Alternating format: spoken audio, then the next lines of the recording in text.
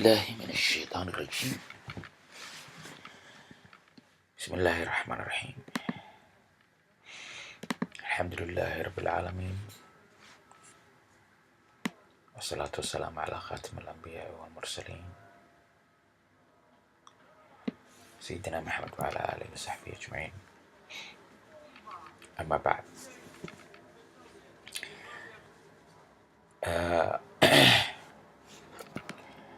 webkan wax ka baranayna waxa waaye Madina Arabic. ma YouTube waxa waaye lagu yarawan adigala soo xiriiri kartaa.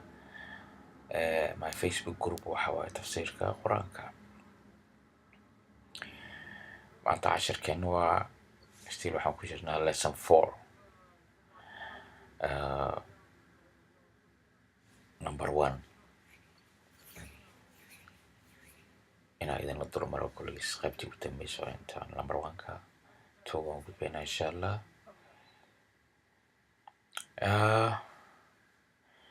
laba qayb camal oo quick oo tilmaamaya labadan qayb. waxa waaye qaybtan wuxuu ku sheegayaa maaragtay marka luqadda la isticmaalayo labka iyo dhidiga ama ninka ama naagta way kala duwan yihiin.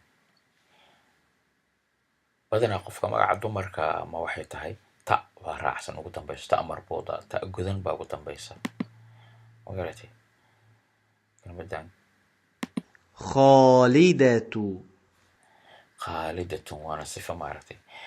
xabtaa magacyada maaragtay khadiija, sacdiya, xaliima, taasoo kale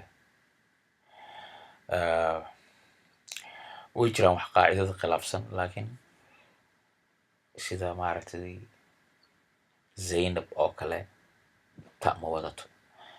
maskaxda waa baranaysa maaragtay sida sifooyinku ama waxaan dadka ahaan oo kale sida ashams ta ma wadato. magaratay haddana maskaxdii after exercise practice examination waa baranaya wixii qof dumara wixii rag ah practice-ka keenaya waa baranaysaa. magaratay xoogga haddaas waa sii saaran kan maybinu badalka yimaada ama practice-kaa keenaya. arana wuxuu halkan ugu soo diray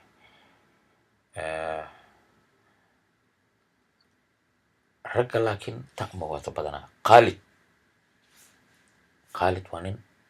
magaratay axmed, maxamed, magacyada sifada kaleete. طيب طيبة haddaan dhaho qof naag oo kale maaragtay, laakiin magaca nin oo naag camal ta wato waa jira maaragtay. sida dalxa camal magac nimeed waaye, dalxatun ta buu wataa. qaacidada waa khilaafi oo khilaafka ma badna, laakiin sida badan majority baa la xisaaba. maogtahay ta baa ugu dambaysa qofka dumarka. taas dhawan tusay. magaratay aabeen ay fahmayso waxaan sheegaya. أقصى مسجد الأقصى وكلمة معظم الأعلى وكله وهنا أو قتلنا منا وكله